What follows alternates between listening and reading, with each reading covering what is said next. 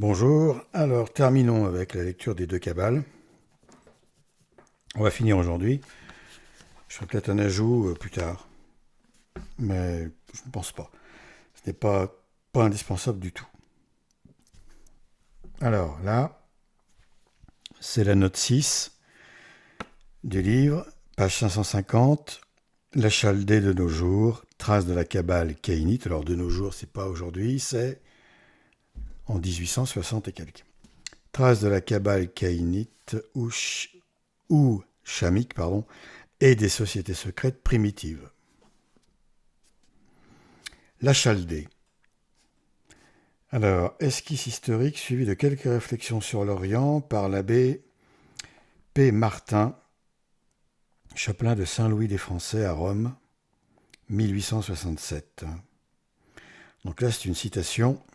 C'est parti. La Chaldée.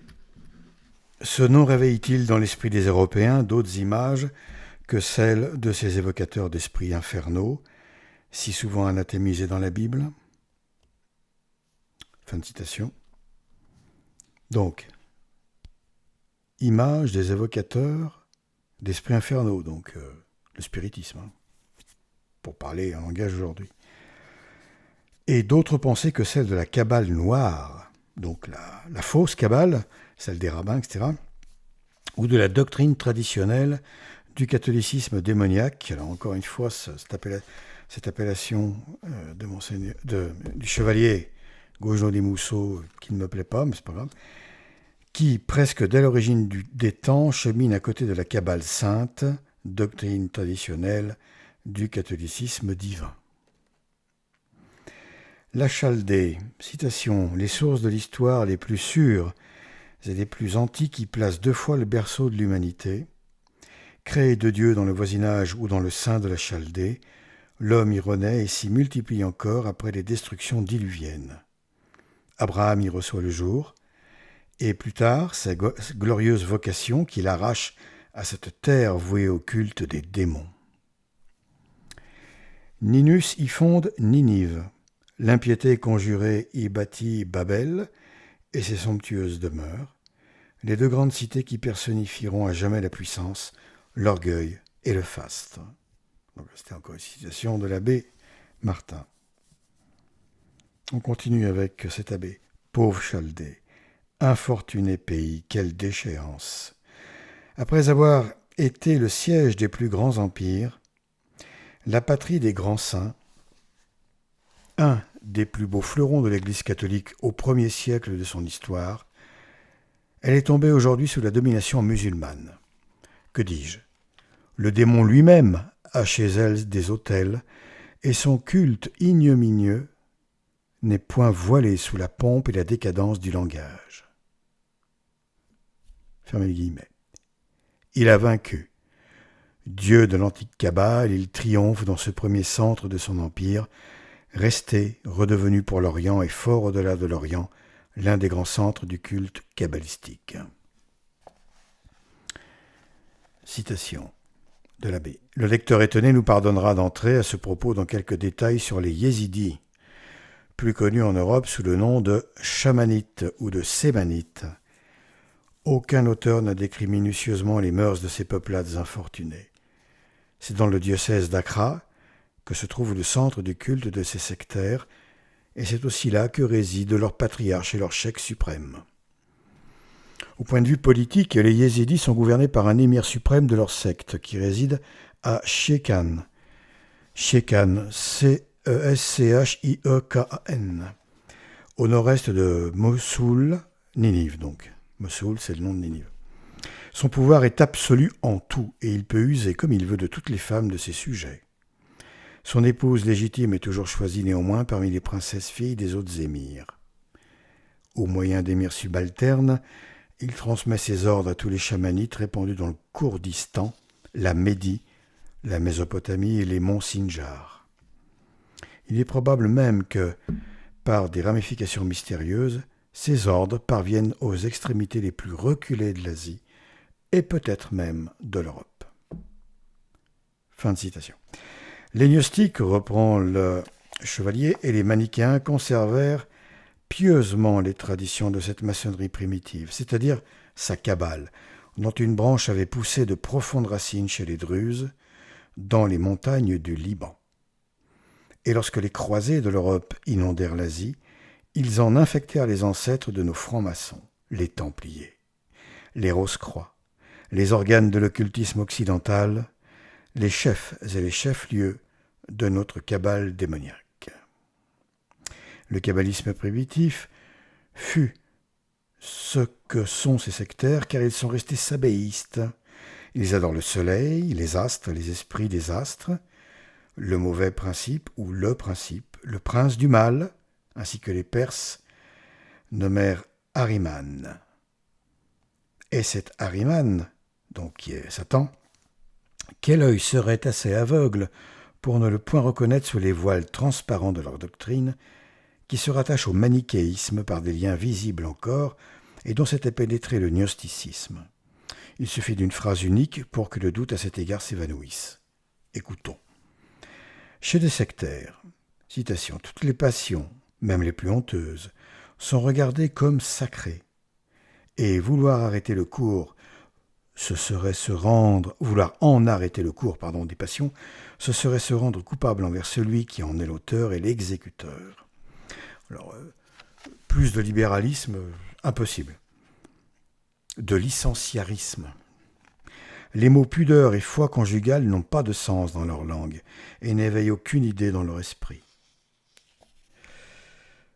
Alors, La Chaldée, page 64. Ne croit-on pas lire en lisant ces lignes un des pères de l'Église, saint Épiphane, sur les caïnites, les ophites, les nicolaïtes, etc. Le prince du mal, cependant, le diable, n'est pour eux après tout qu'un ange déchu. Dieu, disent-ils, est infiniment bon, incapable de faire du mal aux hommes. Le diable, au contraire, est infiniment méchant, et dans sa malice, il ne se plaît qu'à les torturer. Il est donc de toute prudence, si l'on veut être heureux ici-bas, d'abandonner le culte de Dieu qui ne peut nuire, et de se placer sous la protection de l'être qui seul peut exempter les hommes des maux de cette vie, puisque seul il a le pouvoir de les leur infliger. Alors là, penser comme ça, c'est quand même un comble. Penser que Satan est tout à fait libre d'agir comme ça, indépendamment de la volonté de Dieu, c'est une folie, c'est n'importe quoi. Comme Dieu ne peut pas faire de mal, on l'abandonne. Et du coup, on cherche à plaire au diable pour qu'il ne nous fasse pas de mal. Non, mais c'est insensé de voir ça. Poursuivons. Satan, qu'ils adorent sous le nom de roi souverain ou puissant, Melek El-Kout, n'est donc pour eux que le principe du mal, vaincu par le principe du bien. On dirait pas. Dieu doit régner tranquille et heureux pendant 1000 ans, c'est-à-dire pendant une période indéfinie d'années. Mais la guerre, rallumant ses feux, fournira au diable l'occasion de vaincre ou de faire la paix, et dans les deux hypothèses, ses adorateurs y trouveront leur profit. Ils ont chaque année 3 jours de jeûne au moins, et une nuit qu'ils consacrent au roi des abîmes. Hommes, femmes, enfants, vieillards se réunissent autour d'un trou dont nul n'a mesuré la profondeur. Ils se prolongent dans leurs pensées jusque dans les enfers. Quand minuit arrive, ils saisissent des torches enflammées et exécutent des danses infernales autour de la grotte ténébreuse dans laquelle ils jettent des moutons vivants. Donc jusque-là, ça ressemble à des sabbats, ces festivités épouvantables là, dans les forêts où on invoque le diable, etc. Donc ils jettent des moutons dans le trou, là, des morceaux de bois allumés, des vêtements, des armes, des pièces de monnaie, le tout pour en faire hommage au roi des damnés. Puis la multitude en délire entre dans un noir souterrain, et là s'accomplissent d'abominables orgies. Tiens, un véritable sabbat magique. Ainsi le veut leur Kabbale, formé de leur dogme traditionnel. Ainsi donc, pour les yézidis ou chamanites ou du Kourdistan et des pays dans lesquels la liberté n'éprouve aucune entrave, plutôt la licence, vous les voyez alors recourir aux pratiques théurgiques les plus extraordinaires, et tout ce que la magie et la sorcellerie ont de plus étrange, de plus effrayant, et disons le mot de plus diabolique, constitue en quelque sorte le fond, l'essence même de leur culte et de leur doctrine. Or, nous ne disons pas de cette doctrine Elle est la Kabbale sabéiste pure et primordiale. Elle est la Kabbale caïnite transmise par les descendants de Cham dans sa pureté primitive. Car rien ne se conserve invariable et pur dans le domaine de l'erreur et du mensonge, je rajoute condamné à ne prendre ses développements que dans l'atmosphère des variations. Mais nous disons que cette Kabbale conserve et propage dans leur partie essentielle les doctrines et le culte du catholicisme démoniaque, dont la Chaldée, gouvernée dès l'origine par des souverains issus de Cham, fut le théâtre constant et le berceau. Écoutons. Tous les cheikhs parcourent chaque année les districts confiés à leurs soins pour encourager et instruire leurs fidèles. Mais l'écriture est pour les chamanites un objet d'abomination. L'écriture livrée aux mains du public serait trop compromettante pour une telle doctrine qui, dès lors, se réfugie dans la Kabbale, c'est-à-dire dans la tradition. Leurs croyances, au pluriel, leurs rites, leurs coutumes, leurs usages, se transmettent donc uniquement par la tradition orale. Une seule famille a le privilège de savoir lire, mais jusqu'ici on ignore dans quel livre elle exerce cette prérogative.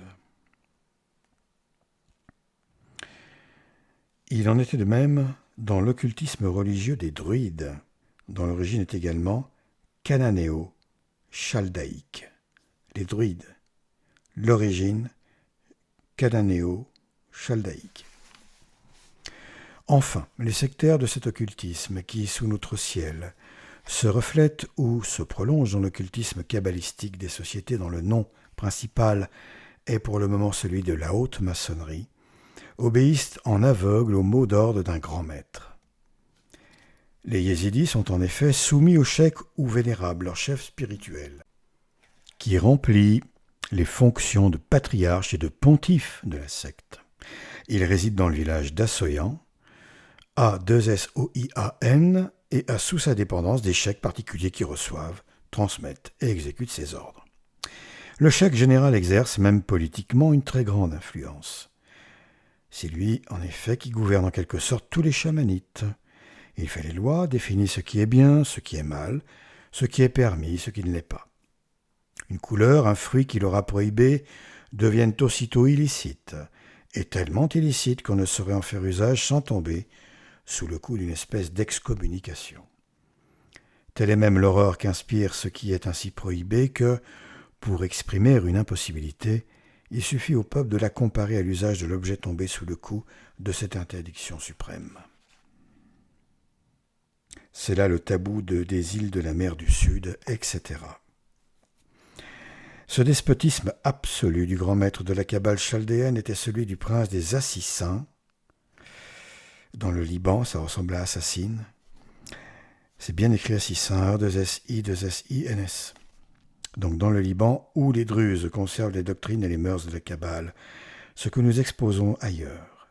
Il est celui du grand maître secret de la haute maçonnerie, c'est-à-dire de la maçonnerie kabbalistique que gouvernent les Juifs, nos pères dans la science, dit Eliphas Lévi, l'abbé Constant.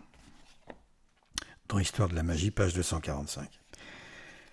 Le mépris et la haine que poursuivaient jusque dans le monde idolâtre les évocateurs et les adorateurs des esprits du mal, et qui poursuivent le juif kabbaliste dans le monde chrétien, malgré les brillants succès qu'il y obtint, poursuivent aujourd'hui ces mêmes sectaires. Il existe donc entre les yézidis et les musulmans une haine implacable.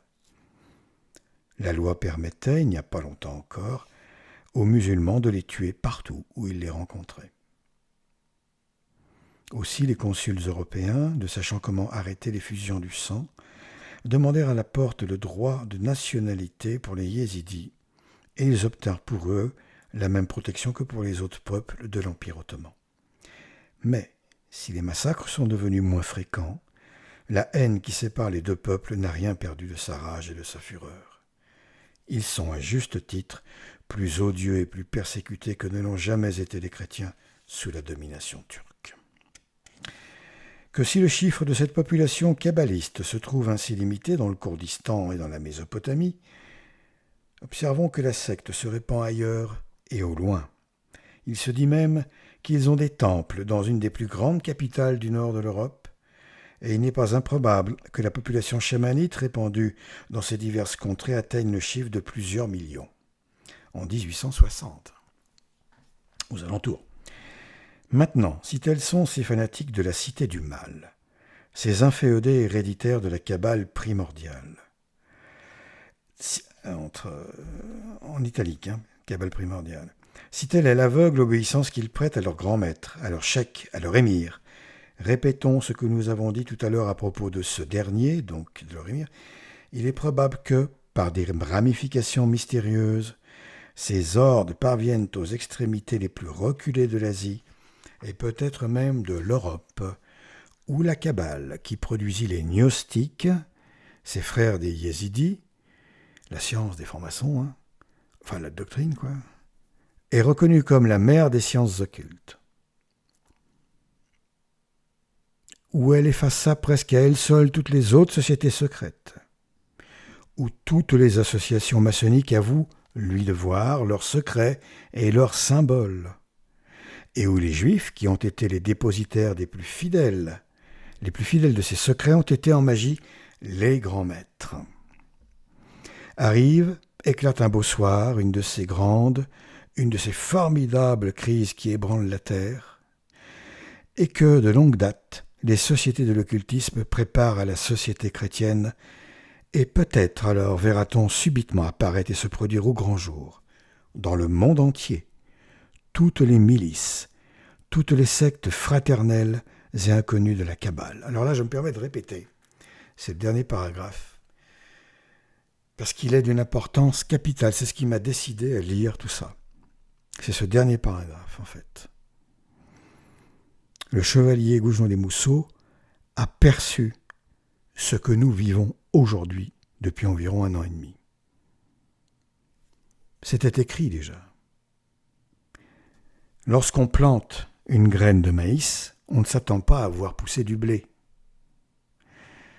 Lorsque la connaissance d'un individu de grande intelligence, évidemment, de grande culture, comme cet auteur, il y en a d'autres, mais il n'y en a pas beaucoup, leur fait voir le germe de leur présent, leur fait comprendre de quelle nature est fait la graine de leur présent à eux.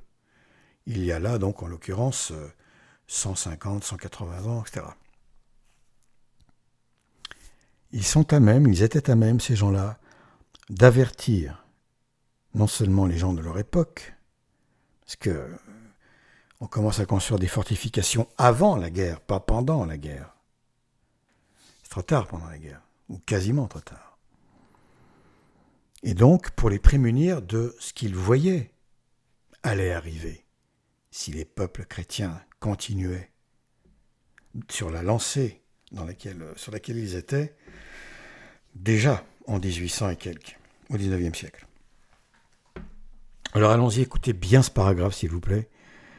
Vous allez voir, transposé avec aujourd'hui, comprenez bien, vous allez voir. Il est court.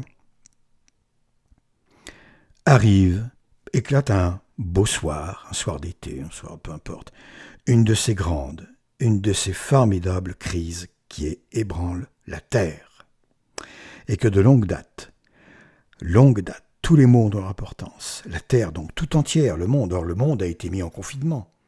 Il y a 1 an, là, c'était le monde entier, à quelques exceptions, la Suède, voilà, mais très très rares exceptions. Stop, le monde a été arrêté. C'est complètement dingue. Pour une grippette. Et que, de longue date, donc les sociétés de l'occultisme préparent à la société chrétienne essentiellement. Les plus frappés sont les pays, évidemment, chrétiens. Voilà, pour être généraliste là-dessus. Enseignement catholique, protestant, etc., etc. Bon, pardonnez-moi, je répète. Et je ne commande plus. Arrive, éclate un beau soir, une de ces formidables crises qui ébranlent la terre. Et que de longue date, les sociétés de l'occultisme préparent à la société chrétienne. Et peut-être alors, verra-t-on subitement apparaître et se produire au grand jour, dans le monde entier, toutes les milices, toutes les sectes fraternelles et inconnues de la Kabbale. L'ignorance, l'insouciance où nous aurons vécu de leur sourde existence, de leurs affinités, de leurs ramifications immenses, ne les empêchera nullement de se reconnaître, de se donner, sous la bannière quelconque d'une alliance universelle, le baiser de paix. Elles se rangeront avec empressement sous un même chef. Plus d'une voix de la haute maçonnerie, c'est-à-dire de la maçonnerie kabbalistique, nous rappellera peut-être alors un peu brutalement que la Kabbale, enfin victorieuse sur toute la ligne, est, selon le mot de son apôtre actuel, la science des sciences et la religion des religions. Eliphas Lévi, Dogme et Rite, page 244, tome 2, 1854. Et c'est alors, nous dirons ces adeptes que l'arbre de la science du bien et du mal aura porté ses plus beaux fruits. Toutes ces choses paraîtront d'autant moins étranges au lecteur, étonné peut-être au premier abord, qu'il voudra bien les relire après avoir embrassé par une première lecture l'ensemble des documents et des pensées qui sont le corps et l'âme de notre ouvrage. Fin. Ce livre, lisez-le, vous ne le regretterez pas. J'en ai lu qu'une infime partie, là, évidemment. Vous comprendrez de quoi il retourne avec l'ennemi. Qui est l'ennemi? Comment il pense? Comment il agit? Depuis des lustres. Quel est son plan? En gros, voilà. Bon. Donc là, c'était assez clair, il me semble. Un chef, un seul chef, l'Antichrist. Elles se réunissent, toutes ces sectes, etc., depuis longtemps. Mais là, aujourd'hui, on voit leur œuvre éclater au grand jour, leur pouvoir hallucinant. Ils ont tous les pouvoirs. Tout, ils tiennent tout. C'est pour ça, d'ailleurs, qu'ils se sont permis d'agir comme ils le font depuis 1 an et demi. Et de nier envers et contre toute réalité. Ils avancent tête baissée comme des dingues, des fous envoyés par l'enfer. Et il y a une négation du réel qui est hallucinante, écrasante. C'est pourquoi il est inutile de manifester. Il est totalement inutile de parlementer avec eux. On ne discute pas avec Satan, avec le mal. On ne parle pas avec ça. On éradique le mal à la racine. On ne cause pas, on ne fait pas causette avec le diable. Ses séides, ses suppôts, etc. Non. Nous n'avons rien compris si nous agissons de cette sorte. Tous ceux qui croient qu'ils ont affaire à des êtres humains, un peu méchants sur les bords ou carrément imbéciles, tout ce qu'on veut, sont complètement largués, dépassés, out. Nous avons affaire à une engeance de démons, c'est-à-dire d'hommes réellement mauvais, voués corps et âme au diable. La plupart à 100%, si ce n'est pas plus. Ils ont un projet, instaurer leur nouvel ordre du mal, leur nouvel ordre mondial, parce qu'ils ont des ordres aussi. Ils ont évidemment des récompenses. Il y a le hochet, il y a la récompense, et le sucré d'orge, etc. Il y a tout ce qu'il faut pour les motiver, ces gars-là. Et ils sont motivés par leur haine atavique, pour certains, les juifs notamment, de l'Église, du Christ, de la chrétienté, des civilisations chrétiennes, qui sont en définitive leur seul ennemi, et la seule société qui les neutralise, quoi. C'est l'antipoison, tout simplement. Hein. La société chrétienne, la cité catholique, eh bien, c'est l'antipoison, voilà, contre les satanistes. Vous savez, c'est très simple. Tant qu'on n'a pas pris conscience que ce qui est en cours, là, c'est religieux, d'essence religieuse, et non pas sanitaire, évidemment, la blague, tout ça, c'est un moyen pour arriver à un état, une étape qui mènera encore à une autre étape, etc. En fait, c'est très simple. Celui qui donne ses ordres ici, c'est Satan. L'humanité, là, elle subit le châtiment. Le dernier des châtiments.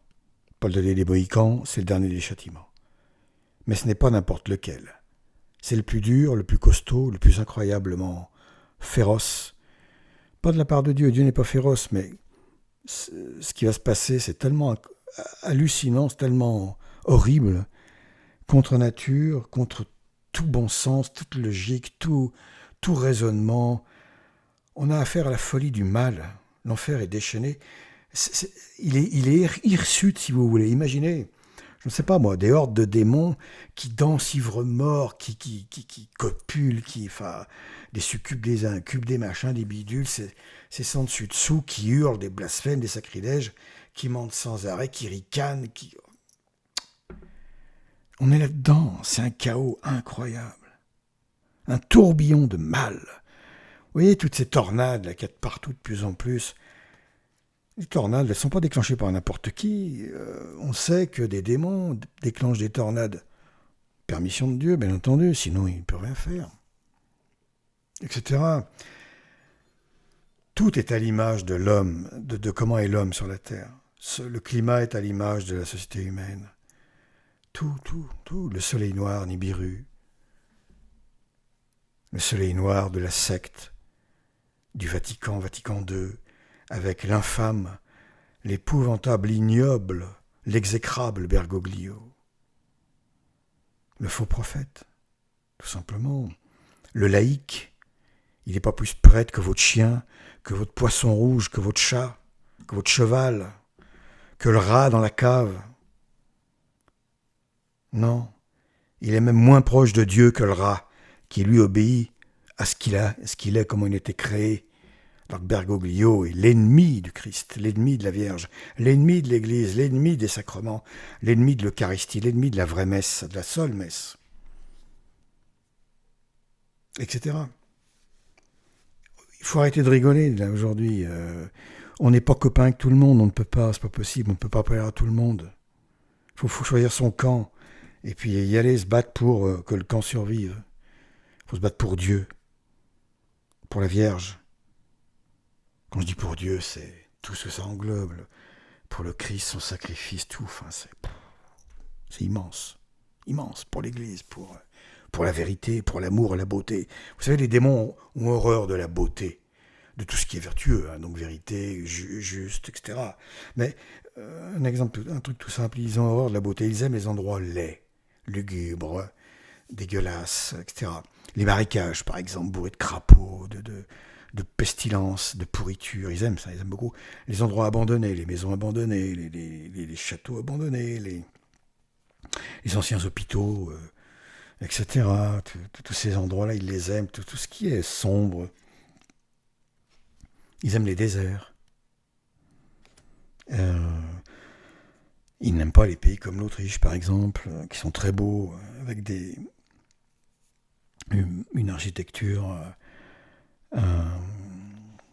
un contexte, comment dire, au niveau des maisons, des hôtels, c'est un peu les hobbits là-bas, vous voyez, c'est ça, non, ce qui est joli, beau, sain, ce qui sent bon, ce qui est ordonné, droit, juste, vertueux, quelle horreur, quoi, c'est normal, hein, tout à fait normal. Il y a des gens aussi qui ne supportent pas trop ces genres de choses-là, hein.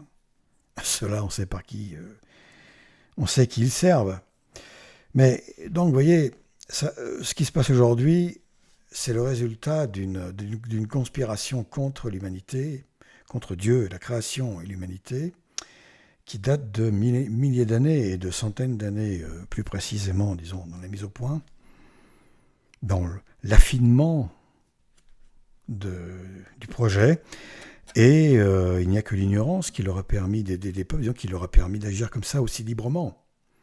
Même s'ils l'ont fait de façon secrète, cachée, parce que évidemment le mal se cache, il a horreur d'être découvert, sauf aujourd'hui où il s'en fiche royalement, surtout à une époque où la plupart des gens n'ont plus aucune notion du bien et du mal réel. Hein.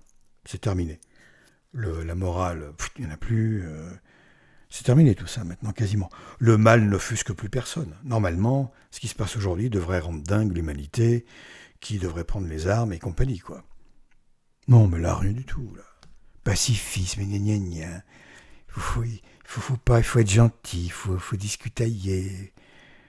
Mais non, ils rigolent avec ça, ils discutaillent 1000 fois mieux que vous.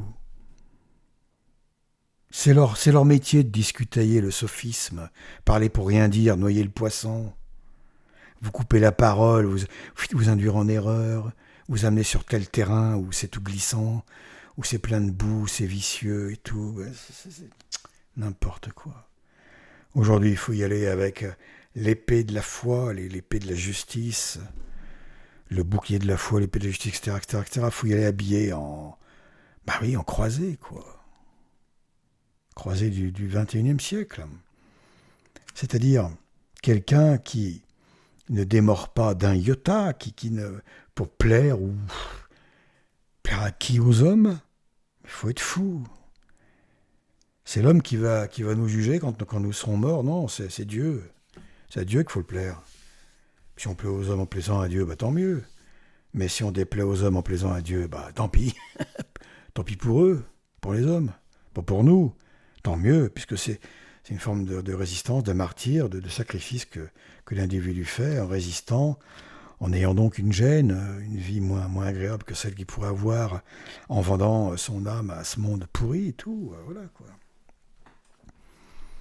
Donc l'ennemi a préparé de longue date toute cette affaire, c'est de génération en génération. Et on voit bien qu'il y a un gars, enfin une entité, voilà, c'est Satan tout simplement, hein, qui dirige le Baal, même, le sabbat, le grand sabbat mondial, le Baal des damnés, et qui donne ses ordres à qui de droit sur la terre. Alors ça passe par les Rothschild, mais il n'y a pas que. C'est la famille sans doute la plus haute dans le mal, la plus basse donc sur terre qui existe, la plus vile qui existe sur la planète, et voilà, puisque c'est celle qui est la plus haute dans les arcanes du mal. Donc forcément, hiérarchiquement, ça se paye par rapport au vrai Dieu. Hein. Mais il n'y a pas que, c'est certain, évidemment. Et donc les ordres découlent en cascade, l'application est faite par les valets de tous ces gens-là, comme les politiques et tout ça, quoi. Et là, on est très mal barré. Alors en fait, il y a un impératif parce qu'il y a un calendrier. Ne perdez jamais de vue ce calendrier, dont le point d'orgue est leur Noël à eux. Alors c'est très simple, c'est l'instauration de l'Antéchrist en tant que roi de ce monde, ou Dieu de ce monde. Hein. Ils verront bien, ils feront comme ils veulent, il faut s'attendre à tout avec eux. On sait que ce gars-là va se prendre pour plus que Dieu, tellement il est pas bien. Et cet antichrist, donc, qui est en quelque sorte, attention, hein, entendons-nous bien, c'est l'inversion totale. Donc, qui est, inversement, le verbe de Satan, d'accord ? Sa parole, il aura tout reçu de Satan, de son, entre guillemets, père, qui n'a de parenté que dans la doctrine, que dans sa pensée immonde. Il n'y a aucune parenté, ne cherchez pas de parenté biologique ou quoi que ce soit, ça n'existe pas, ça. Voilà, un ange n'a pas de corps, c'est pas compliqué. Alors il peut peut-être posséder un corps et copuler, mais ce sera toujours quand même le corps possédé qui aura donné sa semence. Même si celle-ci peut être trafiquée, il y aura la trace toujours d'un être humain derrière tout ça. Donc, le diable donne ses ordres, etc., pour que son fils soit honoré comme il se doit à tel moment. Et le moment dépendra... Alors, bien sûr, Dieu est au-dessus de tout ça, il permet, lui, c'est son plan, allez, hop, on oublie, ça nous dépasse. Mais il ne faut pas oublier que Dieu est là, hein, qui contrôle tout, d'accord ? Alors, très en dessous, boum, les créatures. Donc Satan, qui est une créature, il faut quand même le rappeler, parce qu'il y a des débiles qui pensent qu'il est un dieu, donc voilà, c'est une créature comme les autres. En tant que créature, j'entends, très intelligent, etc., tout ce qu'on veut, mais une créature. Son fils, entre guillemets, son verbe, l'antichrist, sa parole, doit prendre le pouvoir sur la terre dans très très peu de temps maintenant, très très peu de temps, et il faut pour cela que le monde soit prêt. Parce que comme nous l'avons déjà dit, et comme l'Église l'a démontré, des gens de l'Église, bien avant, évidemment, avant tout ce qu'on peut dire aujourd'hui, où nous n'inventons rien, sauf dans le discernement des signes de tout ce qui se passe aujourd'hui que les gens d'avant du passé ne pouvaient pas comprendre, parce que l'Apocalypse se révèle, l'Apocalypse johannique se révèle au quotidien, si vous voulez, voilà, dans ses détails.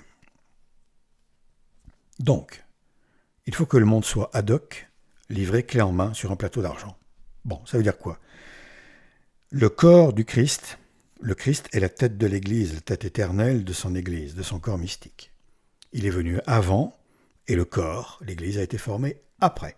Donc pour Dieu, le vrai Dieu, D'abord la tête, c'est normal, et ensuite le corps. C'est le cerveau qui crée le corps, c'est pas le corps qui crée le cerveau. Hein. C'est le plus qui donne le moins et pas le moins qui donne le plus. Contrairement aux élucubrations débiles, euh, incroyablement folles de l'évolution, de l'évolutionnisme, qui est l'un des grands mensonges des temps modernes. C'est l'inverse pour le diable, pour les forces du mal. Il faut d'abord que le corps soit formé pour que la tronche se pose dessus, comme un bonhomme de neige. Voilà, si vous voulez. Mais là, c'est un bonhomme de boue putride, un bonhomme d'excréments, un bonhomme de fiel. Oui, mais d'excréments, voilà, de déchets, d'ordures, de détritus, quoi. Et alors, ce type-là, qui existe, hein, il est bien vivant, il est formé, il est encore en formation, il la termine, sans aucun doute, ce sera un très grand magicien. Alors, pas un prestidigitateur, c'est pas Gérard Majax, hein. C'est vraiment la magie, la cabale, tout ça, là. C'est la vraie magie, comme de bien supérieur à ce que font les dynamos. Je ferai une vidéo là-dessus, encore une fois, si j'en ai l'énergie et la motivation et tout ça, et le temps. Donc, bien au-dessus de ce que font les dynamos, les Chris Angel, Yif et compagnie et compagnie. Ça sera le maxi que Dieu autorise, quoi, en prodige. Et donc, il se fera passer aux yeux des imbéciles et des naïfs pour un Dieu, quoi, pour le Messie. Hein. On rappelle que l'Antéchrist, c'est le Messie des Juifs talmudistes. Alors, le mot juif veut rien dire. Hein. Ce terme galvaudé qui signifie tout et rien, rien et tout, c'est énervant. Les vrais Hébreux aujourd'hui, cherchez bien. Hein. Les Hébreux pure souche, attention.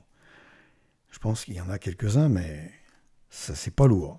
Donc, voilà, on parle ici de pharisiens, quoi, les rabbins, tout ça, ceux qui se sont fait leur sauce, leur salade pour dominer le monde, et puis point barre. Ceux qui ont crucifié le Christ, les descendants, naturellement. Doctrinaux ou héréditaires, là, carrément. J'ai toujours pensé que les Anne, Caïphe, tout ça, ont eu des descendants, naturellement, et que ces descendants existent aujourd'hui, et qui sont à la tête de ce monde. Descendants physiques, donc voilà, génétiques. C'est juste un avis, hein, c'est mon idée.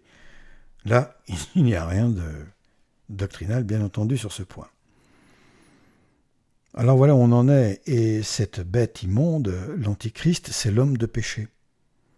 C'est l'inversion, pas parfaite, parce qu'il n'est pas un anti-Dieu, mais c'est l'inversion de tout le bien qu'était le Christ, si vous voulez. Dieu, bon, le Christ est parfait.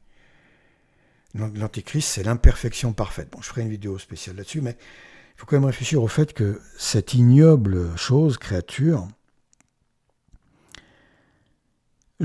j'affirme, je pense qu'il n'y aura aucun bien en lui, que c'est le seul individu, homme, depuis Adam et Ève, dans lequel il n'y aura aucun bien.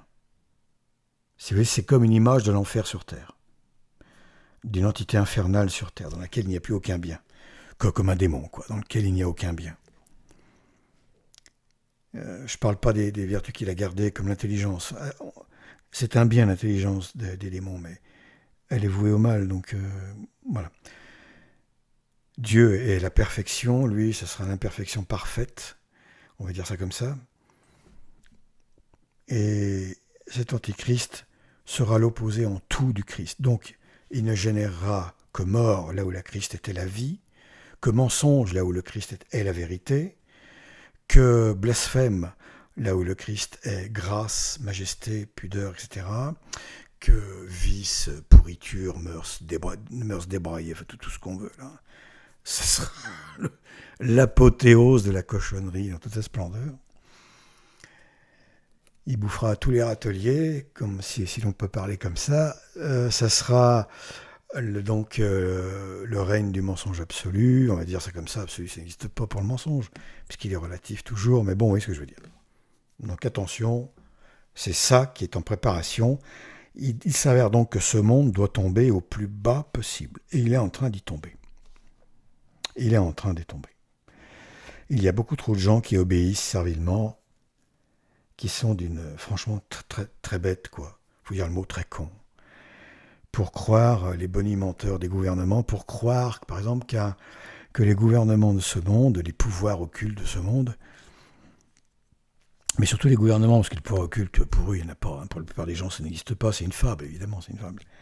Tout est tellement simple. Hein. Le gouvernement est gentil, c'est papa-maman, quoi. C'est-à-dire que c'est de l'infantilisme. Ces gens-là sont passés de l'enfance au monde adulte, entre guillemets, dans lequel ils ne sont pas. En transposant papa-maman, bah, ils ne sont plus chez papa-maman. Bah tiens, maintenant c'est le gouvernement, c'est l'État. Voilà.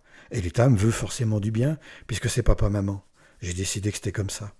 Donc l'État ne peut pas vouloir le mal du peuple. C'est pour ça qu'ils ne comprennent rien.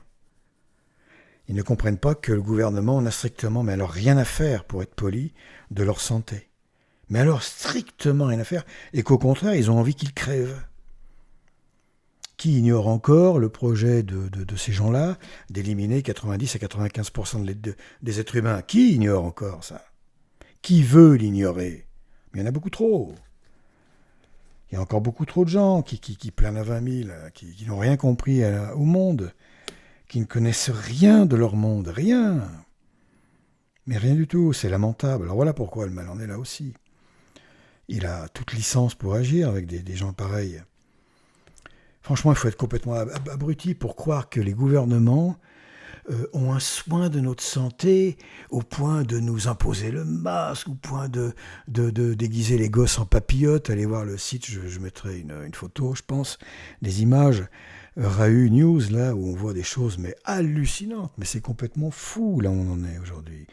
Et c'est même pas fini, on va descendre encore plus bas, mais qu'est-ce que ça va donner? Mais qu'est-ce qu'on va devenir?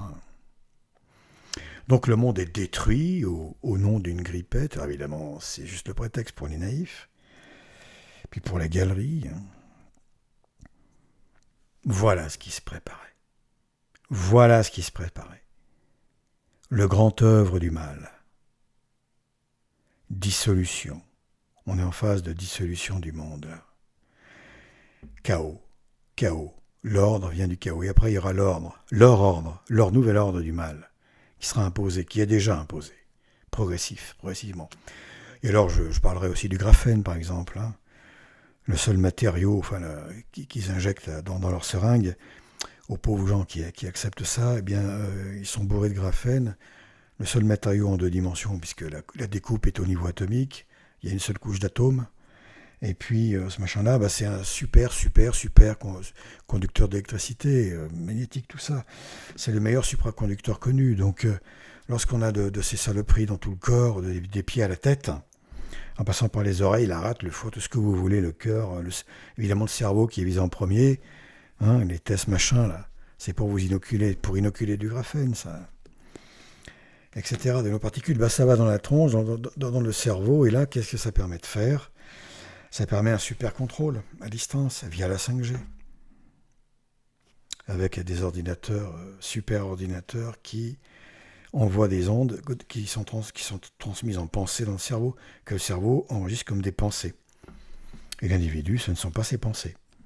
Évidemment, la nature de ses pensées, c'est certainement pas pour leur dire « convertis-toi au catholicisme, adore Dieu, trine et un », Père, Fils, Esprit, reconnais Jésus comme le Messie, etc. etc. Non. La Vierge comme ta mère et tout. Non, c'est tout l'inverse. Tout l'inverse. Mensonge, haine, etc. Donc voilà, c'était prévu. Des auteurs comme ce cher chevalier des Mousseaux, de Maistre aussi, Monseigneur Gaume, ont alerté, et d'autres, ont alerté d'une façon extraordinaire en définitive. C'était des visionnaires, hein, parce qu'ils savaient voir, ils savaient interpréter leur présent. Ils le comprenaient.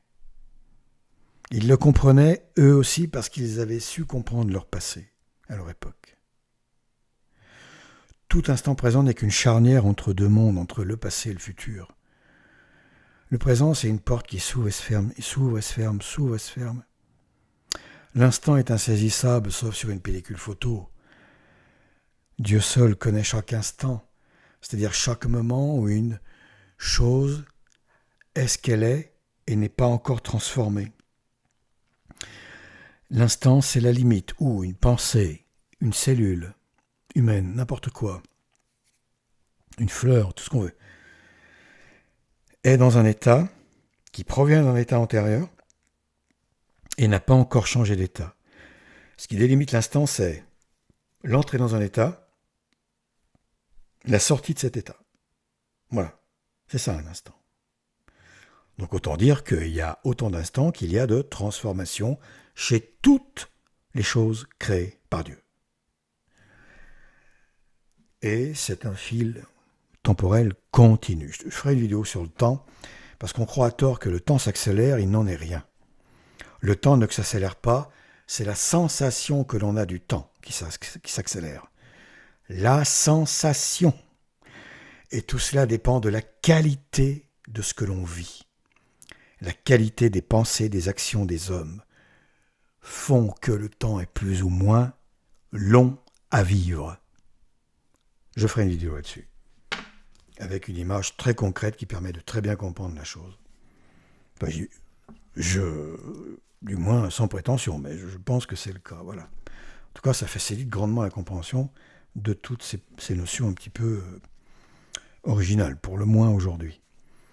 Voilà, bon écoutez, inutile d'aller plus loin, je crois que le présent parle de lui-même. Attendons-nous donc à une accélération du mal sans arrêt, parce que tout est exponentiel, hein. Il n'y a rien de linéaire. L'exponentialité permet à toute chose d'avoir une fin d'ailleurs. C'est pour ça que le mal tel qu'il est aujourd'hui, en se goinfrant de victoire, eh bien, s'approche d'autant plus vite de sa mort, de son terme.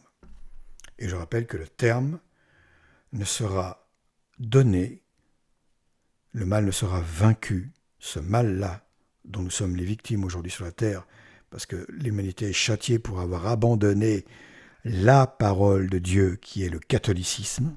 C'est l'apostasie générale des nations qui a provoqué ce qui arrive aujourd'hui. Dieu a laissé 60 ans aux êtres humains pour comprendre, se détourner de tout ça, retourner à l'église, où y aller, un aller simple. Rien n'y a fait.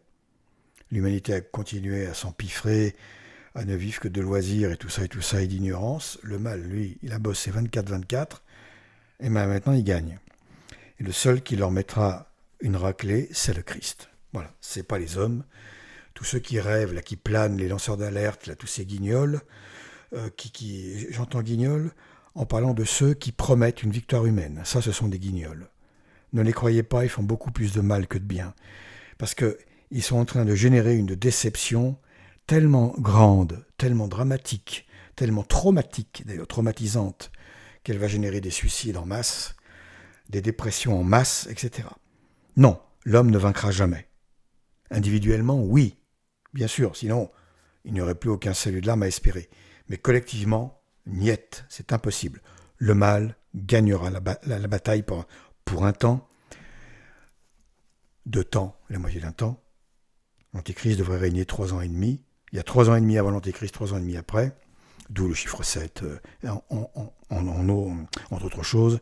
Mais c'est seulement le Christ qui s'est réservé, Dieu lui-même s'est réservé la victoire finale, ce qui est tout à fait normal, d'autant plus qu'humanité ne mérite absolument pas, humainement parlant, de vaincre, étant donné l'apostasie générale dont elle est la coupable, grande coupable, surtout évidemment les nations anciennement chrétiennes sont évidemment les plus grandes coupables, mais elles n'ont pas été aidées par les nations païennes, hérétiques et tout ça qui n'ont cessé de lui faire la guerre, c'est certain aussi, donc tout le monde est puni.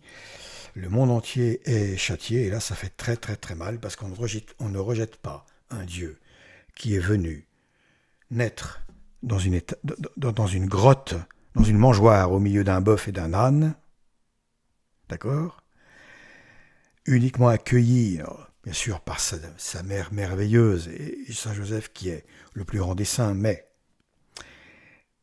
par des bergers et les rois mages.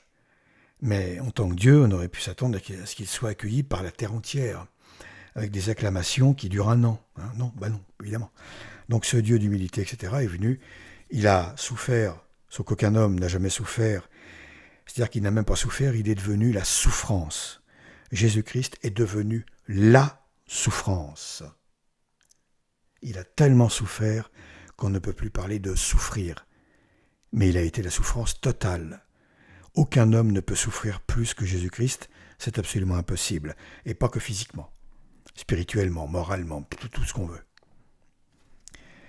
Et rejeter tout cela, cet amour, donc tout cela pour le salut des âmes, rejeter cet amour de la façon dont on l'a fait, se vautrer dans le vice, le mal, l'amour-propre et tout ça, bon, il y aurait trop à dire. Mais voilà, nous méritons ce châtiment, et croyez bien qu'il est amoindri par la miséricorde de Dieu malgré tout. L'aveuglement, je l'ai déjà dit, est l'une des conséquences les plus terrifiantes, les plus directes de ce châtiment qui est survenu parce que la miséricorde de Dieu n'a pas été acceptée par les hommes.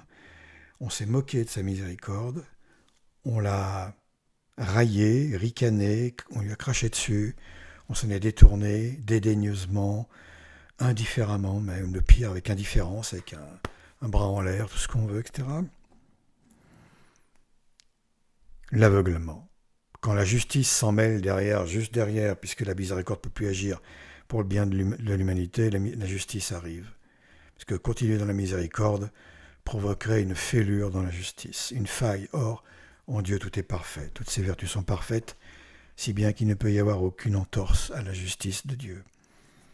Eh bien, cette justice donc s'est abattue sur le monde maintenant, et Dieu se sert, et oui, se sert de tous ces êtres immondes, mauvais, épouvantables, qui détruisent le monde actuellement, qui détruisent l'humanité, la nature, les animaux, etc. Enfin, tout, qui détruisent tout. Il s'en sert pour mettre un terme à cette humanité, sous cette forme, en tout cas, et pour qu'on arrive soit à la fin totale de ce monde, soit à une durée indéterminée qui renaîtra dans la charité, mais avec très peu d'individus et avec un nettoyage complet du mal. La lessive va être faite, le ménage va être total, jusque dans les recoins, sous les plaintes, sous le tapis, partout.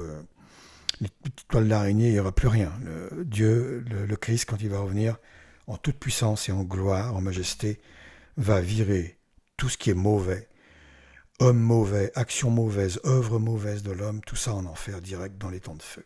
Avec l'Antichrist en tête, qui sera le premier à plonger cet être ignoble qu'on attend de pied ferme ici, qui est attendu, et dont le monde est préparé comme une suite royale à l'autel. Voilà, et pour conclure, permettez-moi de vous encourager de toutes mes forces à tenir le coup, à ne pas fixer votre attention uniquement sur le mal de ce monde, sur la folie des hommes actuels, mais à travers le catholicisme, l'Église, les lectures saintes, la prière bien entendu, etc., les œuvres de vertu, à la méditation, la contemplation de Dieu, à prendre un grand bol d'air, de l'altitude, à vous extraire de ce monde, au moins en pensée spirituellement, avant d'en être extrait par la bonté de Dieu, par une mort en définitive salutaire. Et surtout, ne succombez pas, n'ayez pas peur. C'est facile à dire, je sais. Ne pas avoir peur, c'est de la folie. Contrôler sa peur, c'est du courage. Donc, je parle pour moi, bien entendu aussi. Soyons courageux. Le courage entre gens de foi, c'est également une communion de saints. Il y a une entraide invisible qui se fait. Plus il y a d'individus de foi courageux, plus ceux qui manquent de courage vont pouvoir bénéficier de ce courage de façon invisible, par la miséricorde de Dieu. Donc ne succombez pas, ne prenez pas ces produits qui ne sont que des poisons pour le corps et l'âme, qui transforment les gens, qui font passer ces pauvres gens de créatures de Dieu à créatures du diable, en quelque sorte. C'est une démonisation de l'humanité qui est en cours. J'en reparlerai dans une autre vidéo, sans doute sur un autre support, parce que ici, ce n'est plus possible de parler comme ça. Donc voilà. Écoutez, à bientôt, tenez le coup, pour la gloire de Dieu, pour la Sainte Vierge. Remettons-nous dans les mains de notre Seigneur et de notre Mère du ciel.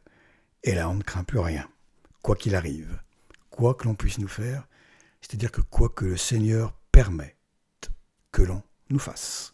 À bientôt.